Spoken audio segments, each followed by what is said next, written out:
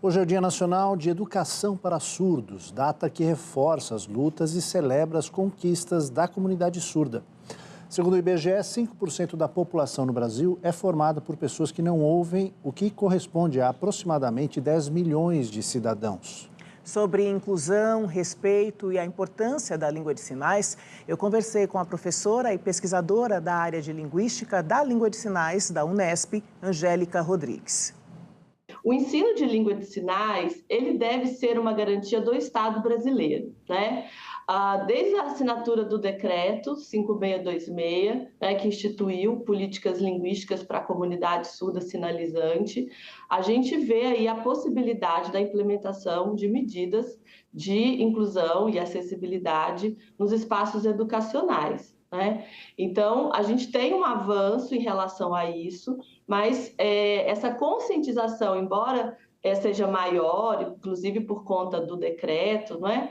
Mas ainda hoje as pessoas e até profissionais, né, de outras áreas que não da educação, ainda veem a língua de sinais como uma língua subsidiária, uma língua que não estaria em pé de igualdade com a língua portuguesa, né? Então, o maior desafio é garantir que as crianças surdas recebam educação bilíngue em língua de sinais. E o contato, o aprendizado da língua de sinais deve acontecer o quanto antes para se garantir uma boa educação e desenvolvimento da comunidade surda, correto? Você toca numa questão importante, que é a questão de quanto antes a criança surda tem contato com a língua de sinais, melhor e mais rápido vai ser o seu desenvolvimento linguístico. Isso é um desafio, porque a grande maioria das crianças, a gente estima que mais de 95% das crianças surdas nascem em lares de ouvintes não sinalizantes. Então, o acesso à língua de sinais não se dá da mesma maneira como as crianças ouvintes, que já têm contato com a língua oral assim que nascem, né? Então, o Estado precisa garantir que essas crianças acessem um contexto em que essa língua de sinais esteja sendo usada, né? E por isso que a comunidade surda luta pelo direito da escola bilíngue, em que a instrução formal se dá em Libras nos anos iniciais do ensino fundamentais, preferencialmente com professoras e professores surdos. Pensando de forma mais abrangente, todas as pessoas deveriam aprender e ter ferramentas para usar efetivamente a língua de sinais, não apenas as escolas, os professores, os familiares de uma criança surda, mas todas para lidar de forma inclusiva, realmente e efetivamente, com a comunidade surda. O que a gente tem que pensar é que a comunicação com surdos, né, embora a escola bilíngue seja muito importante, a comunicação com surdos ela vai muito além da escola, né? As pessoas surdas elas devem ser respeitadas, principalmente naquilo que as constitui, que é o uso da língua de sinais. Então, faz parte de um movimento cidadão que todas as pessoas sejam capazes de minimamente se comunicar com a pessoa surda, né?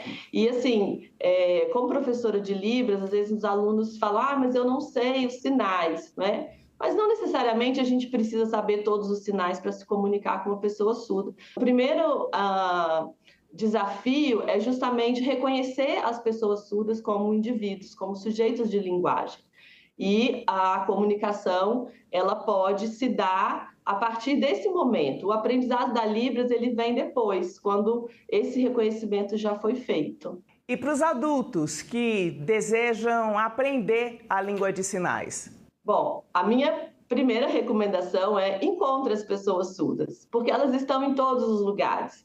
São motoristas de Uber, são garçons, são pessoas que trabalham em várias áreas. Então, olhe as pessoas com surdas com outros olhos. Mas é claro, se você quer se aprofundar, você pode fazer cursos de Libras. Hoje em dia, felizmente, a gente tem uma grande oferta de cursos de Libras, oferecido por pessoas surdas, né? Então, para quem quer aprender, isso não é uma barreira, o acesso. Agora, a gente tem que pensar que para pessoas surdas, a falta de conhecimento de língua de sinais é uma grande barreira. Os adultos ouvintes, eles têm mãos, né? Como um amigo surdo uma vez me disse. Então, a gente pode aprender a se comunicar em Libras. Agora, os surdos não falam, eles não vão falar português. O aprendizado, ele vai se efetivar nesse contato com a comunidade surda. Há um trabalho efetivo, né, para que a comunidade surda seja melhor atendida e da forma que devem ser atendidos realmente. Mas quais são os desafios daqui para o futuro próximo? Eu penso que o maior desafio é olhar para a comunidade surda, para as pessoas surdas, não como pessoas que estão apenas recebendo conhecimento, mas são pessoas que estão produzindo conhecimento em língua de sinais, sobre língua de sinais, sobre a linguagem humana de um modo geral, né? Então, eu acho que o desafio é reconhecer esses sujeitos como sujeitos cidadãos,